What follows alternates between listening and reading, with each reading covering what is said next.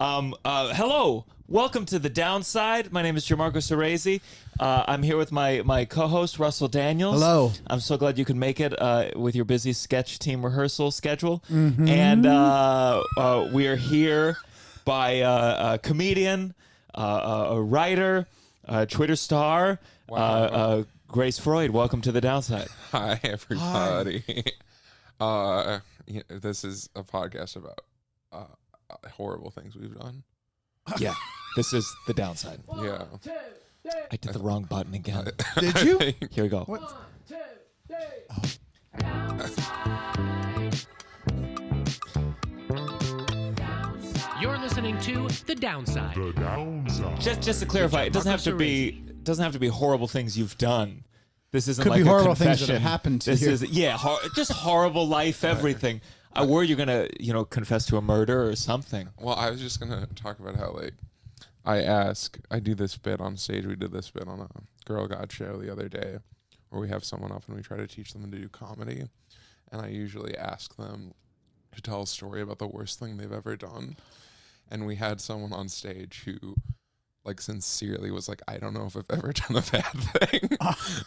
And I don't think she was joking. She just was very sincere about it. And then I swear to God, 30 seconds later, she said tranny. Oh,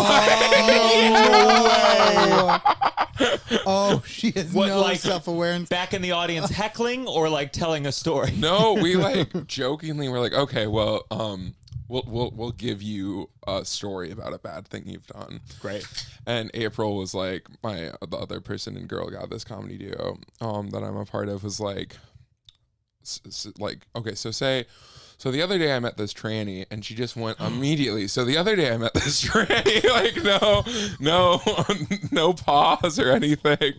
And then we were like, well, now you have to say faggot, because you have to prove that you're also okay with saying that, and it's not just tranny that you're okay with saying. Wow, you really fucked this poor woman over. Yeah, and she did. Yeah. Oh my God. Oh my God. Was she straight, or was she She was gay? straight. She was Was she of a certain age, or was she was straight enough? Sure, yeah. And she was cis. She wasn't of a certain age. She was I don't know, probably 25. Wow. Yeah.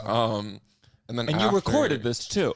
This was This recording. was not the album recording. This was the night after. But someone did get a video of it. So Wow. and you could just tell she was kind of proud of it. She was like, "Ooh, look at me being edgy." Oh yeah. And afterwards, someone, a friend of mine, asked her, well, would you have said the N-word? And she was like, no, I wouldn't have said that. That's and good. That isn't me saying that any slur is it's not useful to talk about which slur is worse, but it's just interesting that she tranny, she was all in immediately, no coaxing, just bam. And she said it a couple of times, Added it more to the story. When was there a time when that word was not thought of as a slur, or was it a slur from the beginning? I mean, I think it's been.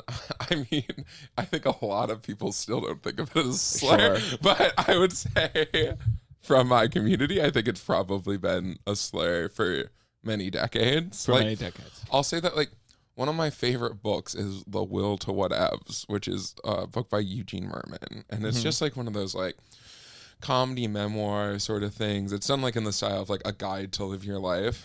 And he casually says tranny in it. And this is not me saying Eugene Merman is a bad person or me trying to cancel Eugene Merman. I love Eugene Merman. But that was from maybe 11 or 12 years ago. Yeah. And for sure no one was whoa, when that came out. You know what I'm saying? So I think a decade ago, it wasn't really a big deal if someone said it. On a wider scale. Maybe if someone had said that to a trans person, they certainly would be hurt or whatever. But I think it was not considered offensive nomenclature like other slurs might be. I mean, you definitely stopped saying it a couple years ago. This is this is the downside. For those of you first time tuning in, this is an interview show, but we talk about all the negatives in life. We complain. There's a Jewish undertone to it that I at least bring all the time. Are you Jewish? I'm converting. Really? Wow. Yeah, my partner's Jewish. My partner comes from this big Jewish family. Their immediate family is just like culturally Jewish, but like all of their like aunts and uncles and cousins like were mitzvahed and whatnot. So they're getting mitzvahed. They've gotten like more into it, and as they've gotten more into it, like I've also. Now, what have you related to? I'm a very not religious person. Yeah. And I struggle with embracing any aspect of Judaism, frankly. My girlfriend would like me to do more. Yeah. But so what about it appeals to you? I grew up very religious, actually. I grew up Presbyterian, and I grew up in a church that was actually like a very like queer accepting, and like there's two like versions of Presbyterianism in the US, and I always mix them up, but it's like Presbyterian Church USA and like Presbyterian Church of America, like very different, like very similar names. That makes sense to mix And the one that I was a part of, like, doesn't believe in hell, like uses like she, her pronouns for God, like very progressive. Basically is like, well, Jesus died for our sins, so everyone goes to heaven, but also views heaven as like not a paradise, but like being one with God. So to me, that's actually pretty Jewish, like the way that like they view that. And I don't know if Jews refer to, I don't know if any part of Judaism refers to God, though, as a woman. No, but I mean, like, the concept of, like, the what is after death, if anything, is not, like, a utopia. It's, like, a oneness with, like, God and, like a oneness with, like, you are doing good in life to do good. And because God wants you to do good and not for salvation, you know? Yeah.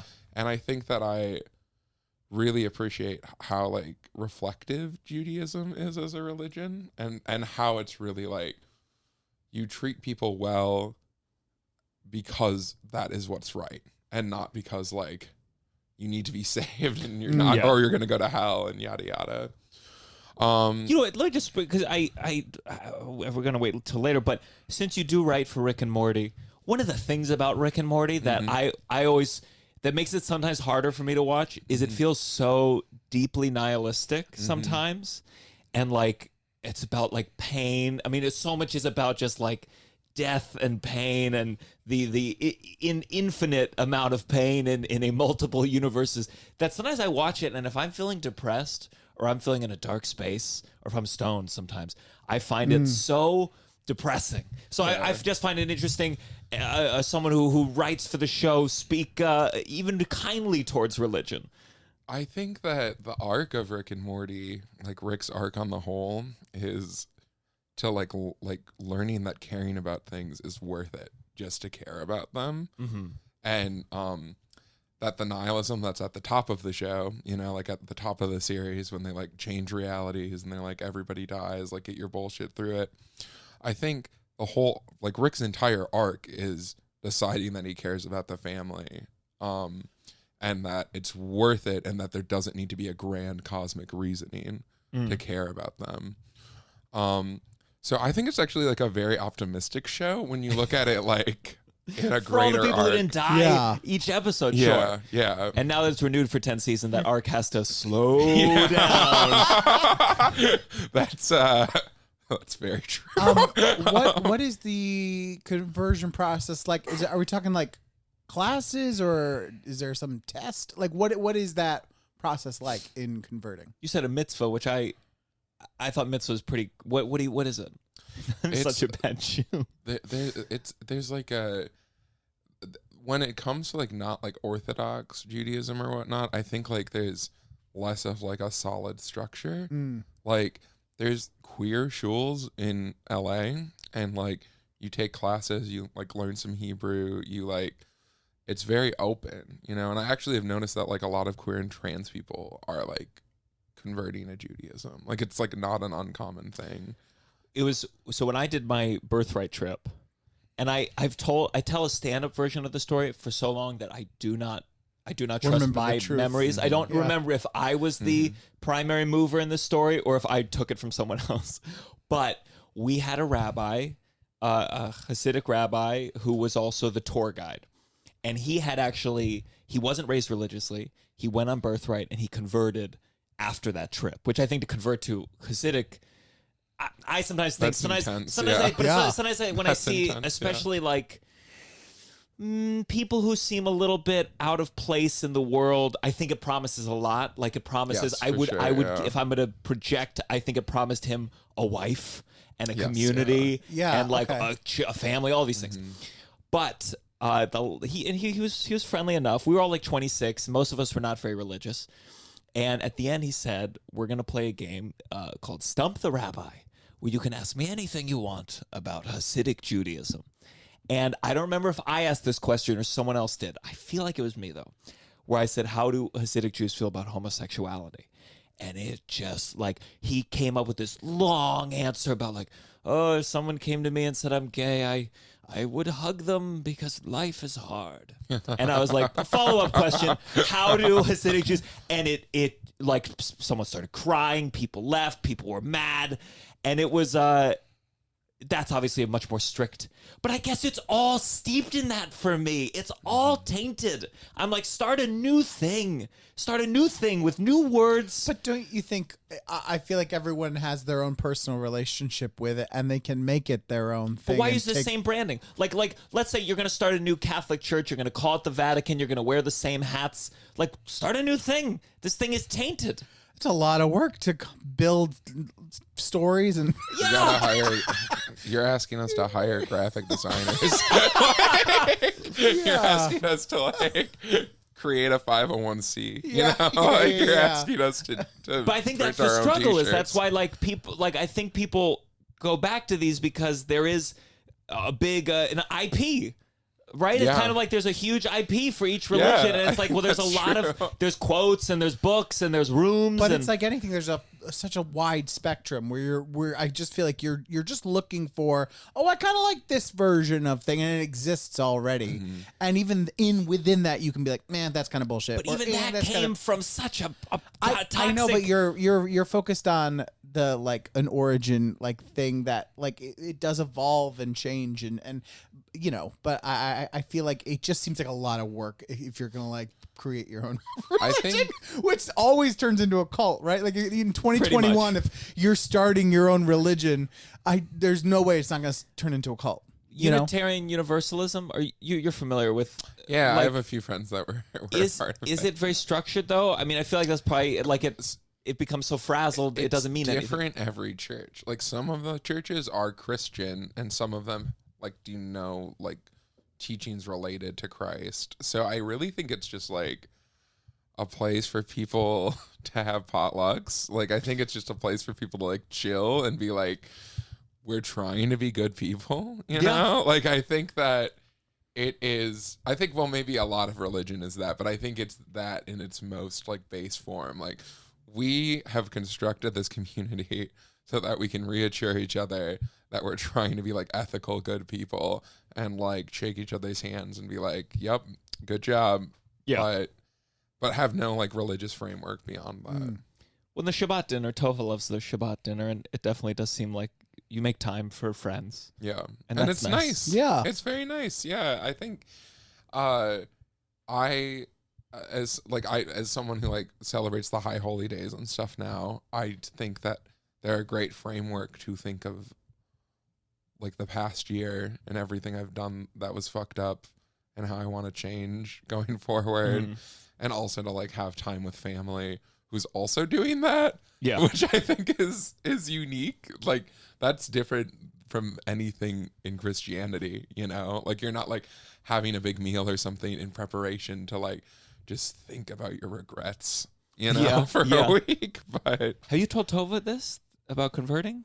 yeah. Oh, she must have been thrilled. Yeah, I think in our first conversation because I think the lockdown kind of happened right after like I decided to do that, and then like we've moved to LA, so It's been Did that like not feel like a slow sign from God? process. Like, maybe don't do this?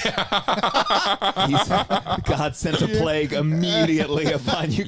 You know, it's funny because my next door neighbor in Denver, where I was at when the lockdown began, big Christian guy, but also big progressive guy, big kind of like guys at my old church, and was really trying to get me to like zoom into his church services. So maybe that wasn't a mystery of God being like, no, you got to head back to Christianity. So I was saying earlier before, this is the downside.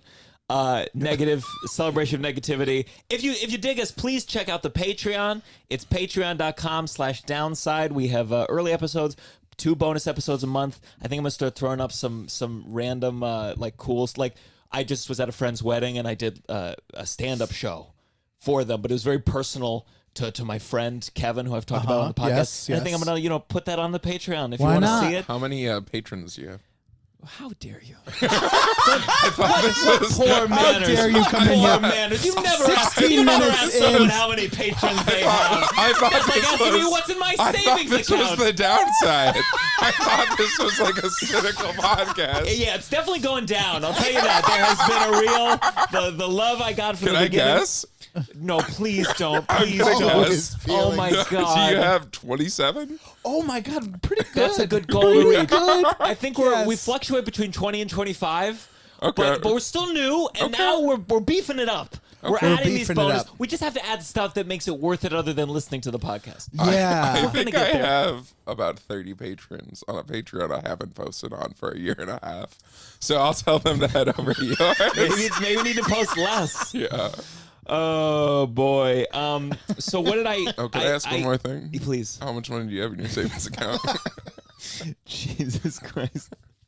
Les, you just got back from Hawaii, right? Oh my God, the money was just flowing out of. I was in Hawaii, and we went to a resort because it was my friend's wedding, and they were like, "Stay at this resort." Yeah. And I guess I haven't stayed at a resort for a very long time, but I forgot that they are just once you go to a resort, you are now caught in a scam. Yeah. Everything Yeah. costs money. Everything costs money. There's nowhere to get food. It's not like Maui. There was no grocery store nearby. No, you yeah. got to eat at that restaurant every Every meal. meal. And every meal is $28 minimum. And we rented a umbrella and a beach towels for the beach. Guess how much? $30. $85. Wow. For To umbrellas rent? For and umbrellas? towels. You For should. What are you rent. gonna do? Why didn't Wow. can you just bring your own towels from the hotel? No, you towels. You got to give them a card. Oh. It was more about the umbrella. And Yeah, so, yeah, like, yeah. you either like, are you gonna be miserable on the beach? Or you gonna get an umbrella. These are the only 2 options. Yeah. And Wow. believe you me, if I was not there with Tova, I You'd just wouldn't be have sitting in a I'd dark be room, sitting in the dark room, scowling. scowling, counting the money I still had. But it was a very good time. We're going to talk a lot about the thing on the Patreon. Yeah. About the Hawaii trip. I did want to because it was my old middle school friend, and it was very very cool, very cathartic to like connect with these old people, like his parents who like I went to their house. And I saw them and I quoted their number to them. You know how you remember those childhood numbers? Oh, yeah, And they were like, "Oh, you've learned nothing since then worth Did keeping." you have a instead of bad this? home life when you were a kid? Not a warm home life. Okay. Is this your podcast? Yeah. I mean, God, if we're opening up that, then fuck it, yeah. Well, my parents got divorced when I was 7.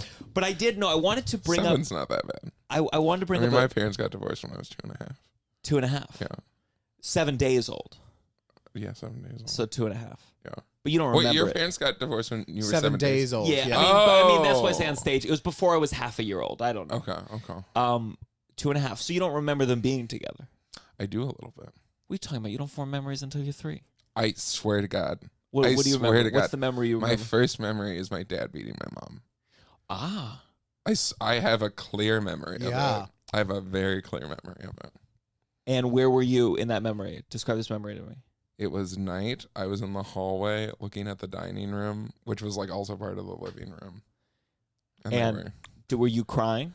yes. Yeah. I can remember what I was wearing. I was wearing my Spider-Man pajamas. Wow. Yeah. My first memory is also a traumatic. I think that's what it does. Yeah. I had gotten my dad's razor And I thought I was playing with it. All I remember is running into the living room, and my hands were just like covered in blood. Oh, geez. Because I cut up my hands, and I didn't know what was going on. Was it a straight razor? No, I think it was a regular razor, but I Okay. must have I don't know. Jesus Christ. I mean, what was your first memory? I don't know. Was it your fucking married parents hugging each other? Yeah, it'll just a picnic. No, I really don't know. I don't feel like I don't, like you said, 2.5. I feel like I have a hard time. Like, I can remember kindergarten stuff, but I have a hard time even before then. Like, it's very.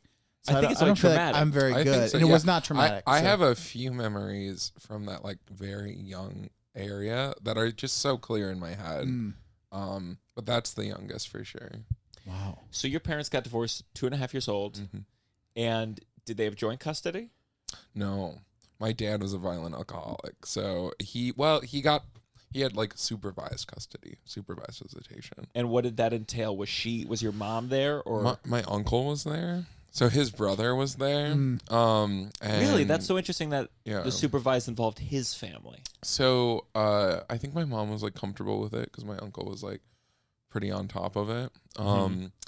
But like my dad would like do things like go out for a second and like take me, and then all of a sudden like he was gone, and my uncle would have to like hunt around the neighborhood to my find God. us. So your dad would take you. Yeah. And Was then it my like? uncle Was like, it just "I to got be a bit like? This is my kid. I'm gonna. Yeah, for sure. okay. Yeah. 100%. Yeah. It wasn't like kidnapping every time. It was just No, like, it I was mean, yeah. It was is, just but- like he was just like going against the rules. Gotcha. And then when it was like about a year when I was 6 when he got to see me without supervision, but I was still not like allowed to like stay over at his house. But that year he got a car, and he had like 6 DUIs, so he wasn't supposed to have a car. And then immediately when the judge found out he had a car, the judge was like, "Well, you can't do that." And he freaked out, and then I just didn't see him until he died. So Oh my goodness. How did they find out he had a car? because I told my mom. I wasn't trying to yeah. snitch. I just was like, Sure. I You didn't tell know these he things wasn't. accidentally. Yeah, like he drove me around in it. So my mom was like, "How'd you get to the store or whatever?" And it was like, "Oh, well, he has a car now." Yeah. Did he ever say to you like, "Hey, don't tell your mom about this car"? I think he might have, but like I think it was pretty impossible for me at 6 to do that. Of course. Yeah. There's nothing as with divorced parents. Like if I could sit divorced parents down, I'd be like, do not ask your kid. Yeah. Do not tell Yeah. your kid a thing that you don't want them to share with the other Yeah. person. They're too young to bear this lie. It's not fair to ask. Yeah. Did your father sober up at any point? He was sober, I think, for a few years on and off. And then actually when he got to start seeing me like without visitation, that's when he chose to start drinking again. So that was coupled with the car. And then like oftentimes I would go over to his house and he would just be in bed all day. So I would just be like on his computer reading about Dragon Ball Z or something. Wonderful. And Dragon Ball Z. and so yeah, it was just like it was What was he a drinking? big bummer. I don't know. He didn't drink in front of me. I know that Interesting. like from the little I've been like told about his drinking that I didn't see, I think it was like vodka because he would carry around a briefcase and have like liquor in it. A man who like rarely worked would like just have this briefcase with him. Did you Wait, when did he die? Like, how old were you? I was 9 when he passed away. okay. Wow. He also once hid a bottle of liquor inside of the engine of our car and forgot that he had done that. And did remember before it exploded, but like God. he like freaked out and was like, "Oh shit!" And then like popped the trunk open and like burnt his hand like grabbing it out. Why was he hiding it there? I don't know. He hid stuff everywhere, like, but it wasn't like you couldn't tell that he was drunk. Did you know at that age, like, oh, dad's drunk? I knew my dad was an alcoholic because people would call him an alcoholic, and he would go into treatment. Like he was in rehab all the time. Yeah. So I don't know if I had a strong understanding of what drunk was, but I did know that he was an alcoholic or like had alcoholism Yeah. because that was like very much in my face because he was like, I would visit him at rehab. So, you know, Yeah. Did you like your dad? I did. While he was alive, I really loved my dad. I mean, because like when I visited him until like kind of like the last like period when I saw him when he was drinking again and like just like lying down most of the time. It was like all fun. Like, oh, we're gonna go to Burger King and the video game store. We're gonna go to the comic book store. We're gonna go to the movies. And he would joke a lot. My mom was like constantly working all the time and stressed out. He rarely had a job. He got disability, and his dad, who was like fairly well off, gave him money. So like we just had fun. Like, every time I saw him. Yeah. And we liked similar things. Like, he'd let me watch The Simpsons. I loved The Simpsons. Sure. He liked comics. He was also like an incredibly charming person, you know? When he died, he had like 3 girlfriends that were called before any other family members. So on his emergency contact list, those like 3 girlfriends were called. He's like adding extra lines There to the is- emergency My contacts. dad was my dad was an alcoholic poly icon. Yeah.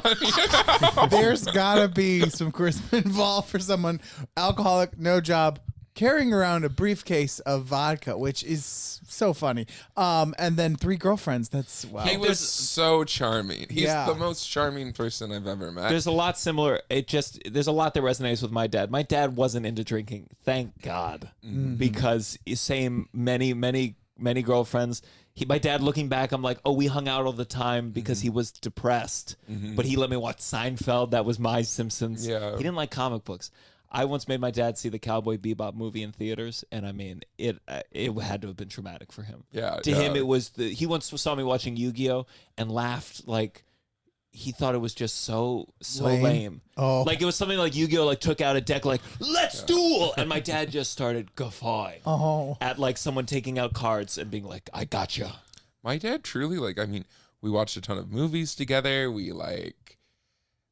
He exposed me. I think like the thing that I took most from him was all of the like pop culture that he exposed me to. Like I got obsessed with comic books, like even more so after he died, and comedy. Just American comic books, I assume. No, I was into manga too, but he was into American comic yeah, books. yeah. And I was into manga because like that was like the huge manga boom. Yeah, you I know? was there for the Shonen Jumps And I think when that faded, my interest faded for a while, and like now I'll read like some. But yeah, I mean, it was just a fun time with him, and it's like the other funny thing is when he died, it happened pretty quickly, and that like die of.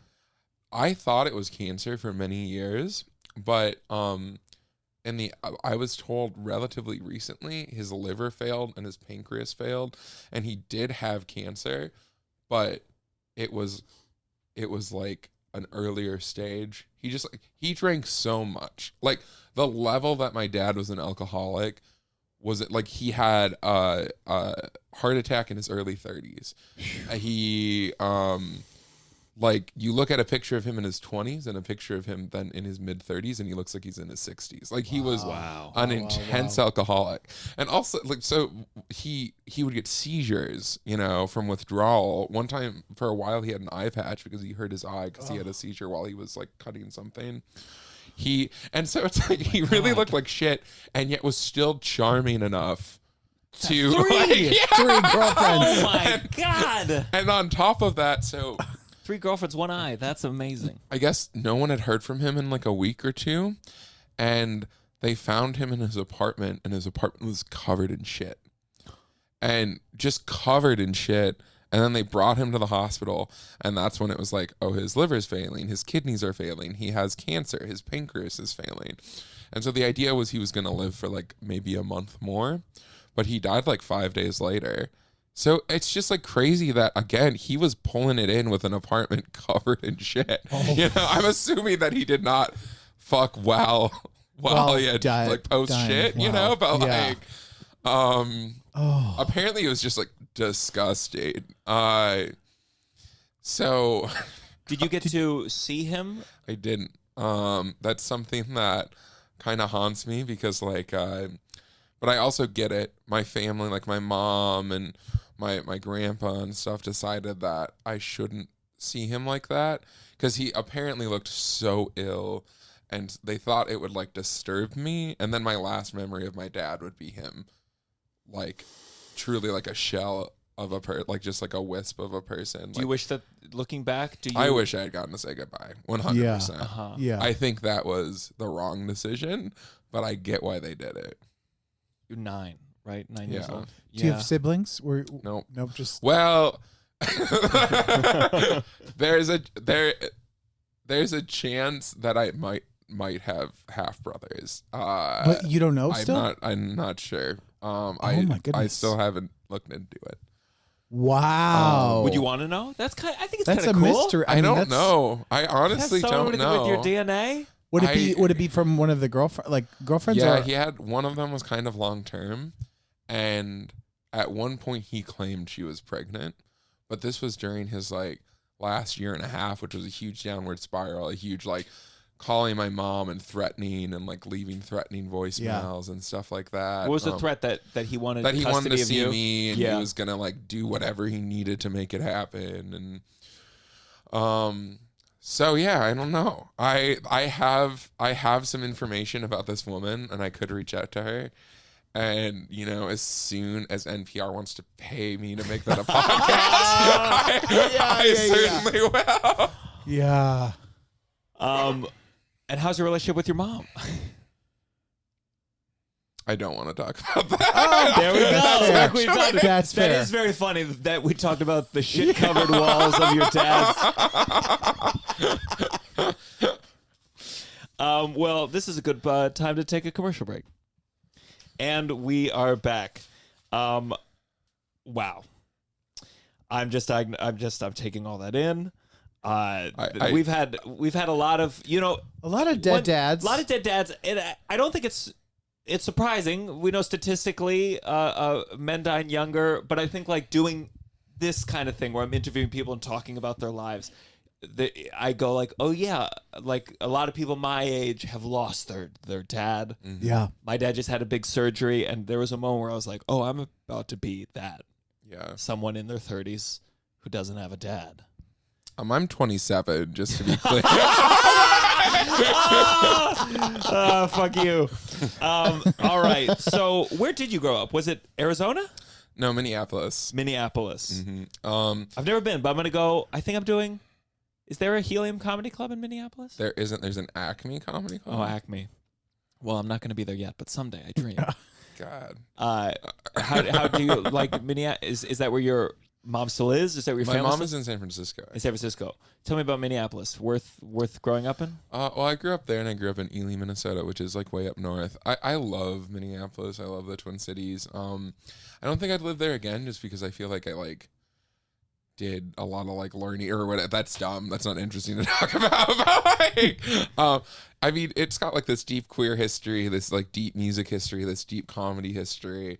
So it was like a cool place to grow up for sure. Yeah, deep comic history. It's like a incredibly like complex, like branching, thick, like art scene there. So What age did you identify as queer? What age did you start coming out?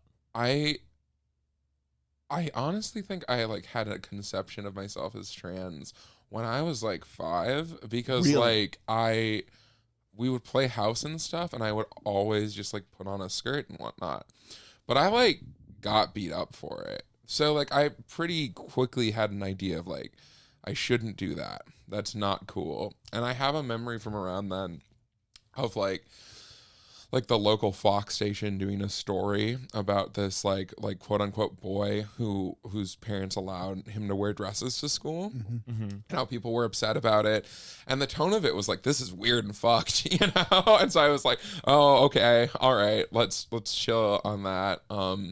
And then, you know, I was called like a fag and called gay and stuff a lot when I was like, even in like 2nd grade, you know. I remember wild. Yeah, because I would like go up and kiss boys. Like I would just like give them a little peck.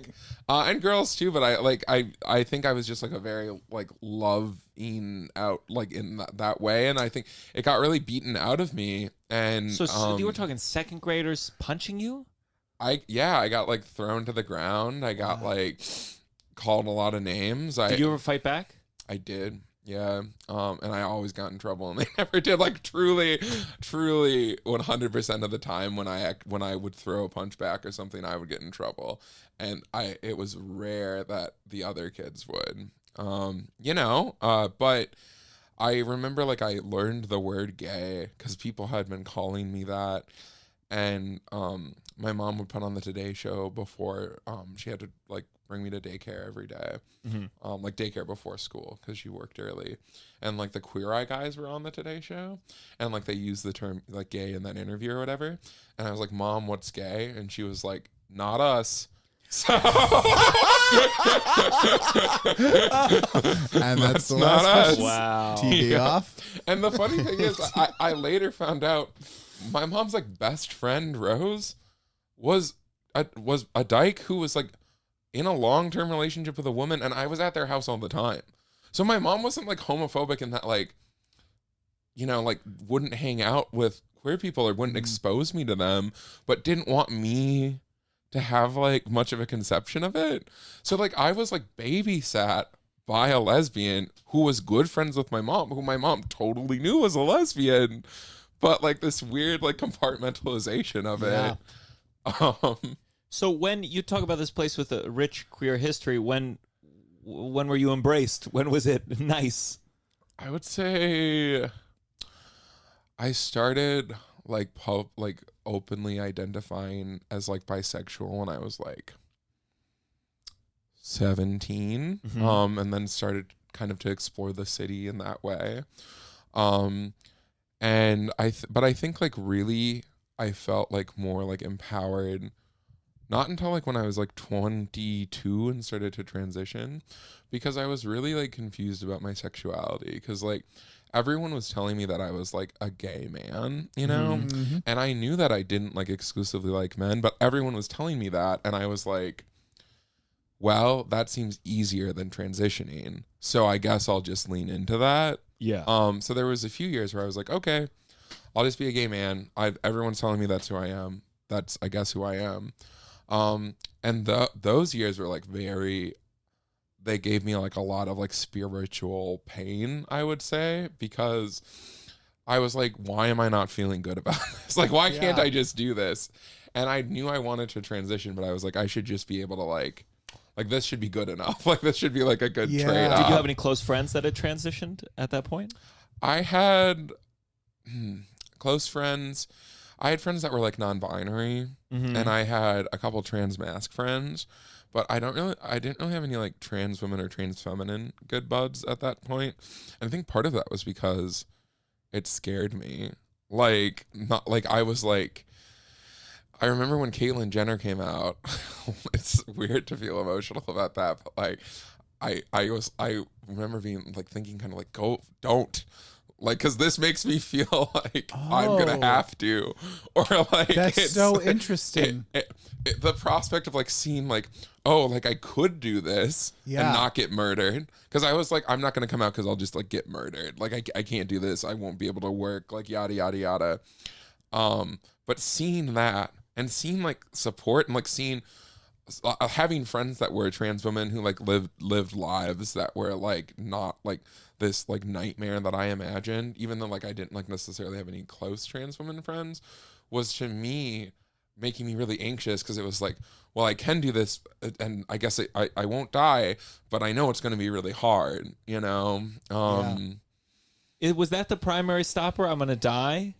Yeah, for a long time it was like, I'll get murdered. I'll just get murdered. I'll get like, and like horribly, like just like. Because that's what's communicated, Yeah. Like, that's what you see on the news. That's what happens in Boys Don't Cry. Like, trans people get, like, mutilated and murdered. And I was terrified. But when I saw that wasn't... Like, when I saw trans people, like like, I hate this word, but, like, thriving, that really showed me, like, oh, I guess, like, I like, it's going to be a hassle, but I can do it.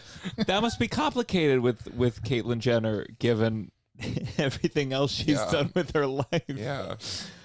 I think earlier on, like right when she transitioned, it wasn't that complicated because everyone was just like, hoorah. That was before, that vehicular manslaughter and all of that. And I think Better earlier on times. she was less open about her politics. Like she Yeah. had been before the transition, but I think she kind of rode on the good vibes for a bit before she was like, hell yeah, Yeah. Trump and yada yada. Who before Yeah. Caitlyn was like the most publicly celebrity person to transition?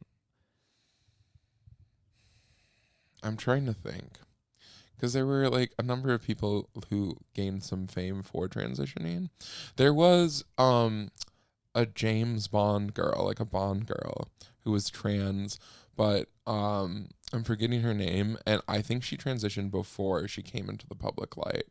Interesting. I guess like Chaz Bono, like at least in Oh, my yeah. life, like I'm not trying to provide a definitive trans history here, but like in my head, in my life, I remember Chaz coming out, and that being a big deal, and that's maybe the first time I have any knowledge of a celeb coming out and transitioning. I actually got in a lot of trouble for me. Well, not a lot of trouble, but I had some trans people mad at me for making a Chaz Bono joke on Clickhole years ago. Uh-huh. And it was when Danica Rome, who is this Virginia or West Virginia state senator who's trans, when she won, I wrote a headline that was like, I'm going to butcher it, but it was something like trans woman wins state senate seat, or it was like trans kids relieved now that trans woman has won state senate seat, and they don't have to look up to Chaz Bono anymore. Like, the joke just being like, that's not the only like trans hero they have to look up to or whatever. Does Clickhole have bylines? No. So people just knew. No, people. Oh, so when I say I meant I saw people were mad about it. Yeah, They yeah, didn't yeah. know. They didn't get mad at me specifically, but and it wasn't a ton of people, but I was like, kind of like, oh, so trans people are getting frustrated at this joke that I made. But I will say trans people have gotten frustrated at a lot of jokes I've made, and when they've known it was me too, and that's okay. Okay. Is it frustrating? I mean, I guess it feels like like something to joke about, and it's a community you're a part of. So I imagine there's a lot of jokes that you want to make, but there's kind of like hey, there's enough fucking people making jokes about trans people. You know, we have to deal with. I mean, we've all been hearing about Chappelle for the last goddamn 3 weeks. Is it tough? Do you ever feel comedically that there's certain things you back off on? Well, you know, the Chappelle stuff was tough because me and my writing partner, April, you know, wrote that whole special for him.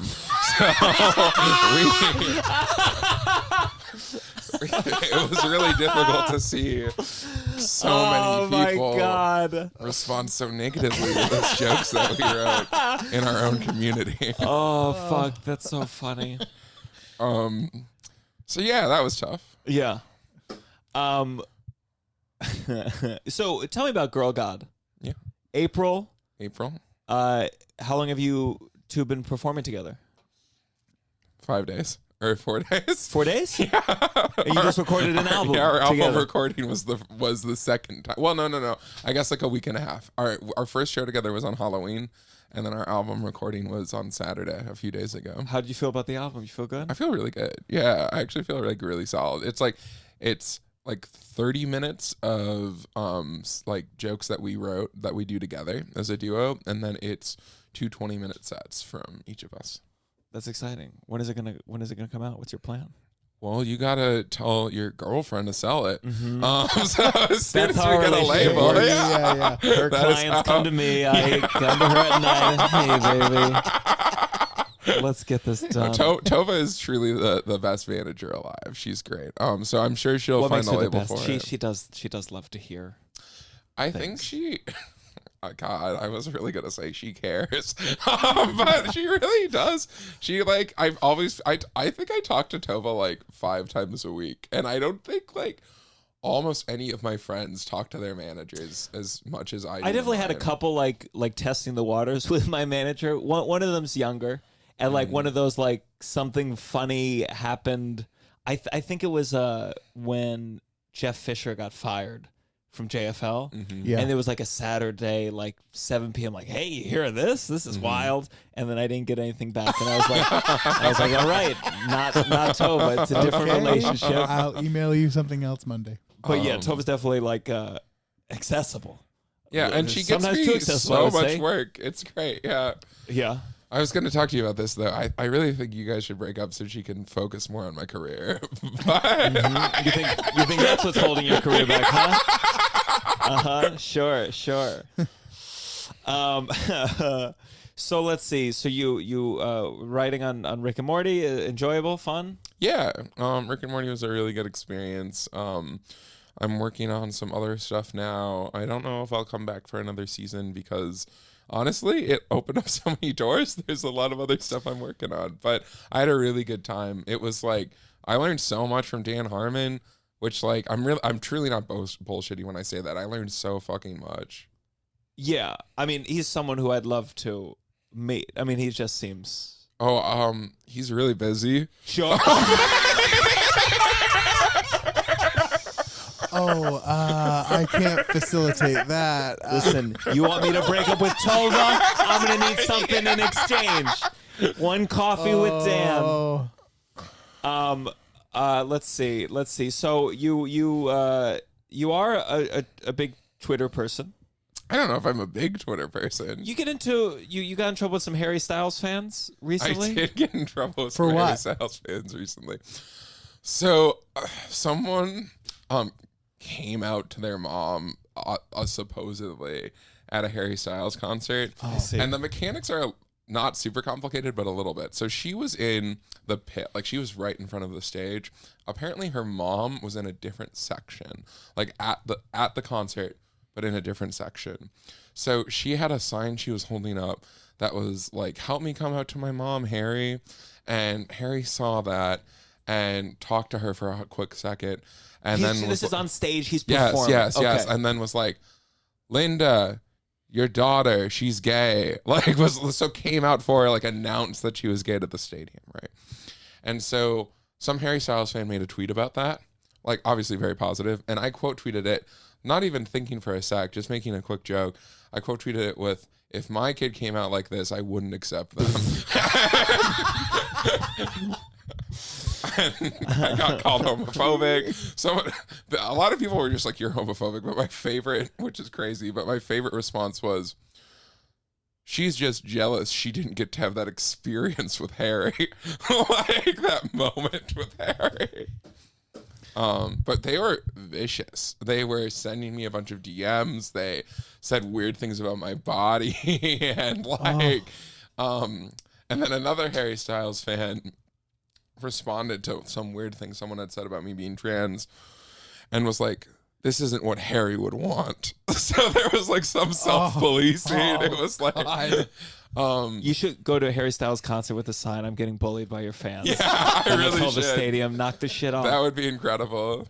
Does it affect you at all, the Twitter stuff? Because you have a dark sense of humor. You have a dark sense of humor. I imagine you piss off people all the time. I've really, I know people say this, but I've truly been thinking about quitting Twitter because it like. Can you wait till we post this episode? Yes. Yeah. I'll retweet you. Don't worry. I mean, I'll keep it up. I'll probably promo shows, but like beyond promoting shows, I've been thinking about not really being on Twitter because, God, I said Twitter weird. I was like Twitter. Not really being on Twitter. Just because of people take things in such bad faith. I mean, I'm not saying anything new, but like, I feel like there's nothing I can gain from it anymore. Yeah, like, I understand. truly nothing I can gain from it. Was it your video when your dads die, they turn gay in heaven? It was all dead dads are gay. Yeah. Mm-hmm. I didn't actually get much flack for that. It's true. Yeah, it's really true. But I did get a lot of flack for a video I put out earlier this year. There's a lot of discourse, a lot of talk around kink at Pride. So a lot of people were like, "No kink at Pride," which sucks because first of all, like kink isn't. What they were saying is kink. They were like leather daddies, like dressed up in their harnesses and stuff, and like yada yada, which is like part of Pride, you know. And like they were like, "Don't expose kids to that," and you just want to fuck on the streets in front of kids, yada yada. And it's like, you know, like have a discuss. If you bring kids to Pride, like have a discussion with them. It's not like a gross thing. You can like really just be like, you know, that is like something that like they're into and it like doesn't affect us, and like, you know, just say that's not us. That's not us. But I made a joke, like, and they went to like really like extremes about like what they considered kink or whatnot, or like kissing in front of people, that like just like crazy stuff. Was Twitter leaning towards one side or the other? I think the no kink at Pride people were more vocal, but just because they're little bitches, you know. But I made a video called "No Phones at Pride," and the concept of it was like, don't bring your phone because you can watch porn on phones. And what if you dropped your phone and a kid got it and then watched porn on it? Yeah. I was like, if you bring a phone to Pride, you're a pedophile, and yada yada. And people got so mad. They sincerely called me a pedophile. They said I was advocating for fucking in the streets, all of this stuff. And the video was pretty innocuous. You know, the video didn't include anything like sexual or explicit in it. I was just like making fun of the No Kink at Pride slogan. Yeah. And people got incredibly mad. Were threatening me, like threatening to dox me. So that was like that, and the Harry Styles shit and whatnot. It makes me like, there's nothing to gain for me on this platform anymore. Yeah. I feel like too with Twitter, you're like, it's not like the Harry Styles. I feel like every pop star has that same equivalent. Yes. Where yes. you're like, it's not you just can't, Harry, you you're can't, great. You can't make a joke or mention anyone without like. There was where one Taylor everyone- Swift one that made me go fucking nuts, where some TV show made a joke that was like, she's had more boyfriends than Taylor Swift, and she like retweeted like, I can't believe on Women's Pride. No, Year. that was wasn't that Amy Poehler and Tina Fey made a joke at the Golden Globes. Her too, and said there's a special place in hell for people who make a joke about the most famous person in the world. But this was also a Netflix show. The line was, she's had more boyfriends than Taylor Swift. Yeah. That is, it could not be more innocuous. Yeah. And she was like, on Women's Pride Month that you would make this joke. And so the fans descended on the show. writing staff. On the actor, probably. On the actor. Like actors on the and line. it's like, it's one of those where it's just full. She's just full of shit. Yeah. And then people kowtow. I remember there was something where there was like a documentary about Taylor Swift where they used a line from Nikki Glaser, and Nikki Glaser made a off-color joke about Taylor Swift, and Nikki Glaser kind of then apologized to Taylor Swift so publicly, and it's like, it's clear because Taylor Swift has all this power. You have to do this. Yeah. Ugh. Yeah. I hate it. Yeah. And these teens, they're good at doxing. They know how it works. They know how to dox. I've never been doxed, but that is a scary. It's terrifying. I had a threat of it seemed like someone was gonna like put me on blast on a show, and it really fucked me up. Yeah, it's scary. And I mean, it's like, you know, I live with my partner, I live with my dog, and it really freaked me out. Like the idea that they would get hurt maybe over some dumb comedy video I made. Yeah. And it sucks to be like, I don't know if bullied is the right word, but like to have that fear because of that, it sucks. So yeah, I don't know. I'll retweet this podcast and then adios. You're out. Final tweet. All right, well, let's go on to our This Has Gotta Stop. This has gotta stop. This Has Gotta Stop, where we talk about something that needs to stop. And I actually want to start with mine because I feel like it relates to the kink at Pride question, where so I was at this wedding, and people have kids. They bring them to the wedding, and we go to the party, and there's the dance. We're starting to dance, and someone's kid at the beginning, taking up some of the dance floor. Very cute, seeing a little kid dance, doing the one move they know again and again. Yep. It starts to get later. Music starts to get going. This kid's still dancing. This kid does not leave the dance floor for 4 hours. Okay. And we all have to kind of circle around the kid and accommodate the kid and occasionally cheer. I'd guess like 4 to 6. Okay. And there's a certain point where I'm like, okay, kids off the dance floor now. No more kids on the dance floor. It's time for adults to dance out their fears of death and get drunk and feel just like not worry about stepping on anybody. You felt like people were being held back because of the kid. You yeah, felt like just at a certain point, I'm like, people are okay, like- kid's cute. Let's dance now. Put the kid What away. if that was their Make-A-Wish? Yeah. The kid's looking To great dance all for night long. being this, and the kid was looking very good. I just think like, especially when I think about like I remember being at the pool and there'd be like kids out. It's adult swim time. Yeah. Being annoyed as a kid, but Is now that your looking back, I'm like, sponsor? yeah, get the like, yeah, you know what? Sometimes you need to get the kids fucking out of there. Yeah. All right. I was just on a 10-hour flight from Hawaii with Yeah. kids, and you can't do anything about it. But dance Also- floor kids, there should be a kids past a certain point. The kid needs to go. Also, anytime there's a wedding where they're like, there's no kids involved, like they tell you, there's always kids there still. Like, do you know what I mean? Like the closest kids are still allowed to come somehow. Yeah. I feel like I've never been at a wedding. You're where there's IDing, truly you're no IDing young kids. adults at the door. Like, you're a kid. 14, you're a fucking Yeah, kid. yeah, I don't yeah. care. Teenagers in there. So that's my thing. Dance, there's kids, but it's the same thing with Pride, where I'm like, all right, you don't want to explain to your kid, then leave your kid at home. Yeah, exactly, Especially yeah. in New York. Oh, how did you explain to your kid the homeless guy I know. on the fucking Yeah. street? Yeah. You didn't think about that. It's just no matter what. Our inability to talk about sex and our sex repression, we're gonna keep bumping up against it till the end Yeah. until the end of America, because it's Well, just like then well, humans. humans. But I imagine some places are more like, yeah, that person over there likes leather. It turns them on. It makes them feel good in their genitals. But here we just can't do it. No. My kid, if I had kids, I'd be stressed. I feel stressed like someone would be like, I don't know. I'd bring them to the parade and I'd be like, this is fine. What are you? I think the fear is the kid's going to like be like, Daddy, Mommy, buy me a leather thing. And then you know what? I'd do it. World's My best baby shower is dad. going to have a ball gag for when I bring my kid on the plane. We're going to give Great. him a ball gag for that. Great. So that's my view with all this. I think Gianmarco's a pedophile. I think Gianmarco's a pedophile. I don't support that.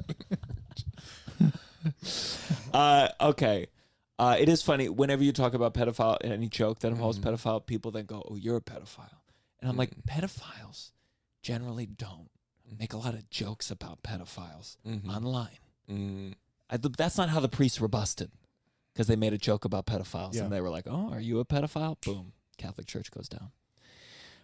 Russell, what's your this is going to stop? Your guy's silence was really deafening, I got to tell you. As I talked about putting a ball gag on my baby, you both just kind of shut down on me. I wait, Where I felt what? I wasn't abandoned by my comedy silent. peers. I responded. You responded. I condemned it. That wasn't silence. That was condemnation. Mine's also about kids. Wow, pedophile over here. Yeah. So sometimes people have like a newborn, and they like the newborn's just a blob. Like can't do anything yet. It's like so new.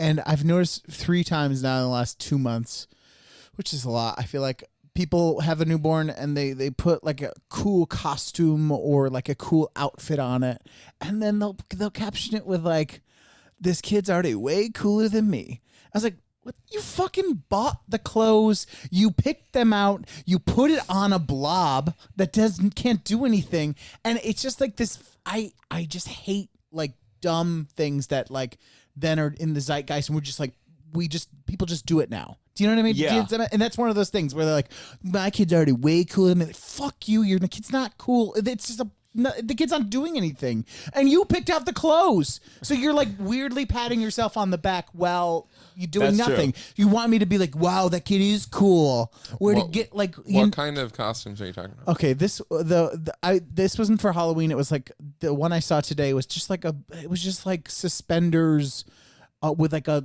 cap. Do you know what I mean? Like a Newsy okay. Boy cap kind of thing.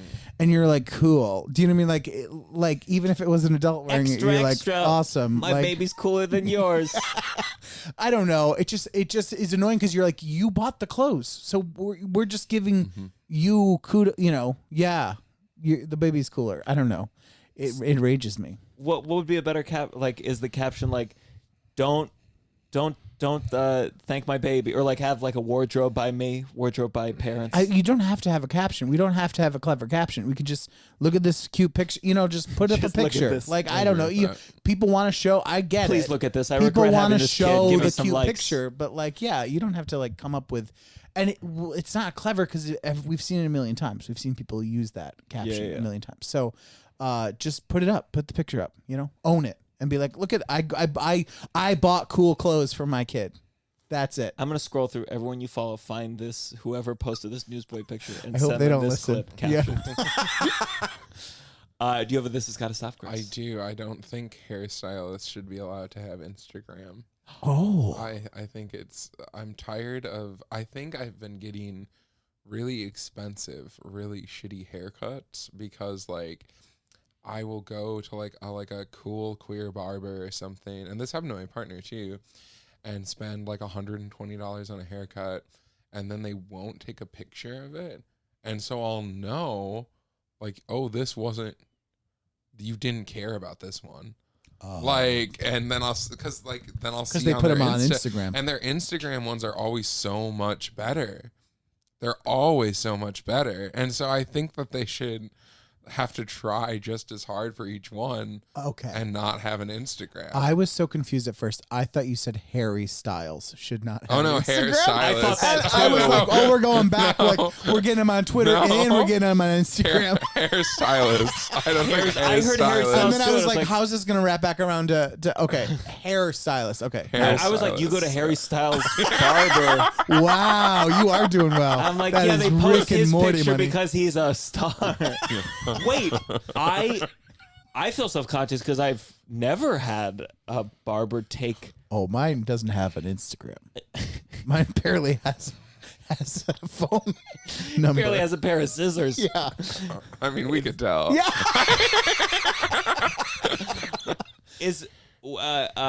Yeah, I wouldn't like that at all. I would demand. I'd say you have to post this now. Yeah. I think they should either not have an Instagram or have to post every single haircut they do. That's a very good point. I like that. Is that? I guess I go to Aveda, which I guess is a chain, so they don't need to do that independent thing. They have a big corporate. Well, I think still sometimes people at chains will have their own Insta because you can like request a specific person still. But How much are you paying though for yours? I pay a fair amount. What are you paying? I pay probably 85, Wow. 95. What are you paying? well, when I was in Denver, I really had a great hairstylist and paid like 80. But the first time I went to this like trans barber shop, I paid like $120 with tip, and I got the worst haircut of my life. And it took like not like 3 minutes. Like I was just getting my undercut touched up, but I also wanted it like, like there to be some volume and stuff added, some layering. It sucked, and I couldn't believe it because I wanted to support this like trans barber shop in Denver, and like I'm sure that a lot of the haircuts there are great and whatnot, but I was like blown away by how quickly this person did this and how much money it was. Are there a lot of trans barbershops that's a specialty? There's actually a really good queer salon in LA called Folklore. And there is, I would say, there's Barbara in Chicago. I'm sure would they there's also cut, something- like if I showed up there, would I get like a look, like, or would it? No. I think that, they serve everybody, but Yeah, it's yeah, just like, it's like queer owned or trans owned or whatever. $120. That's tough. What do you pay for yours? Can I guess? Yeah, go ahead. $15. No. Wow. He also just clearly got a haircut recently. I do. It's I think it's 30 and then or 30 or 35, depending on if I do the trim the beard, and then so it's usually like 50 with tip. Wow, it's a nice, generous tip. I only go a few times a year. I tried to, Yeah. He's my neighborhood guy. He's right around the corner from where I live. So That's nice. The barber I had for a long time, she quit because lower back pain. I guess that's a big thing with barbers. Like whatever it is they have to do every day. And she was like 40 too. Oh, wow. But lower back pain. So tip your barber. And on that, let's get to our final segment. You better your blessing. You better count your blessing. I'll go first. We'll keep with this order. The Comedy Central set came out today. I feel very good about that. But I also, this again, maybe it's gross, but it's blessing. I can be gross. I started working at the Comedy Cellar, and there is something called New Jokes Night, which is like this rare opportunity. Right now at the Cellar, it's A material. I'm slipping in one or two things here and there, but even that stuff's like, still pretty tried and true. And New Joke Night, it's at the Fat Black Pussycat, and you get to go up with notes. You get to do, I think it's just 4 minutes, but you get to, bomb. Yeah. And and then I did it. The host is also Will Sylvans, and you get to riff with him, and he's very good at that. And then they gave me $15. You get paid to do it. Yeah. And I was like, I didn't know you get paid. And for me, it was like just an open mic, a rare open mic at a space that I normally feel a lot of pressure at. And then when they gave money, it just felt like, wow. Wouldn't it be nice if more of the comedy world was like this? There was an audience there that paid. They gave me a little bit of money, and it just felt really good. Nice. Just getting paid to do anything there, that's a nice feeling. Even if it was $5. Even when you give a new comic $5, it means a lot. Yeah. The email that I received said it wasn't supposed to be actually something cool. The email that I received. What does email say again? It was supposed to be like kind of ironic or like something that you might not usually consider a blessing. Well, I'll do better next time. Well, I didn't know. Luckily, this is I new have more information. chances. I'm just saying. I feel like I think why the email price says that is because I think some people go, music, coffee. I'm blessed because coffee's great. Yeah. Well, or like you're picking bad guests. Oh, I know. If they, if that's where they go. Sometimes. Who's your worst guest? Who's our worst guest? I'll tell you. I'll tell you. Russell. I don't have a blessing today, and you know why? Because I was thinking about it, and I was like, I could come up with something. I felt like it would be disingenuous. I've been feeling kind of like numb. I just don't feel very jazzed about things right now. Not to get too dark. Wow. But I don't have one today. But there's lots of great things obviously in this world, but I don't have like a clever or funny thing right now. Well, I'll do a second one. You have a wonderful wife. I know. Well, no, I'm more than going to use my wife. I'm going to like say, you just said that I couldn't use music, so. Sure. Okay, great, Russell. I'll say Caitlin Palufo was a guest on the sketch show. Oh, Uncle yeah. Function, our sketch team. I wasn't at the show, but Caitlin was our guest. She killed. She crushed. She did great, yeah. She crushed so well now I feel that bad, you couldn't list it as a blessing because it that's how good it was. She That's did kill. the real crush. But I feel bad now that I didn't, Well, she's our guest on Thursday, and you can apologize right then and there. Grace. Can I just ask a question about the last name Freud? Are you related to Freud? I took my partner's last name. Oh, really? We got married a year ago. Oh. And is your partner related to Freud? Yes. No way. Yeah. Get the fuck out of here. Really? I'm not kidding. They're not a descendant, but their great great grandpa was his brother. Wow. Do they have anything like a pipe, a cigar? I do. Some cocaine? I think that their grandma might have some family stuff still, Wow. but not that I've seen. Nothing that That's I've seen. so cool. I would take that name too. It's a tight name. Gianmarco yeah. Freud. I like And that. I don't have like really a good relationship with anyone in my family, so I was like, I want to ditch that old name. Yeah. So do you have a blessing other than? Yeah, I guess so I really thought you were gay until I thought Russell was gay until I have a gay energy. and I would say that like my blessing is that you turned out to be straight because I feel like I'm pretty good about that usually, and it's fun to be reminded that life is full of surprises. Yeah.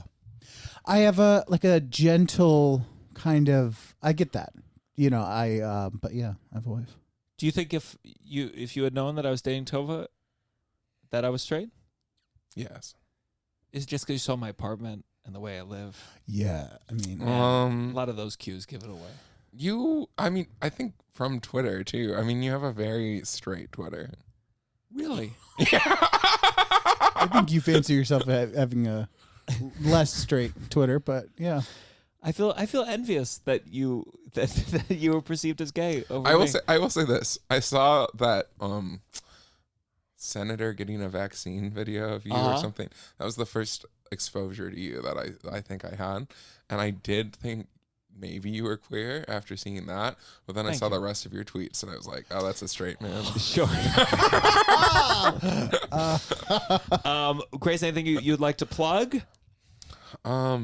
Girl God has a show in Chicago at Sleeping Village on December 7th, and I think there are still some tickets. So yeah, come to it. See, Girl God, Russell, anything you want to plug? Oakland Function Friday, December 17th, Asylum NYC. I don't have the exact date this coming out, but headlining DC Comedy Loft, headlining Caroline's Comedy Club. I think this is going to come out after. Don't worry about it. I just headlined Caroline's. Where the fuck were you? You should have come. But I will be headlining DC Comedy Loft Thanksgiving weekend, Friday, Saturday. Headlining Nick's Comedy Stop in Boston, December 17th and 18th, I think. And watch the Comedy Central set. Share it around. And I guess remember whether there's shit all over the place when you are dying, you ultimately will probably shit your pants, or as you tweeted once, if you're a good person, you should come your pants. You should get to come your pants. This is the downside. 1, 2, 3. Downside.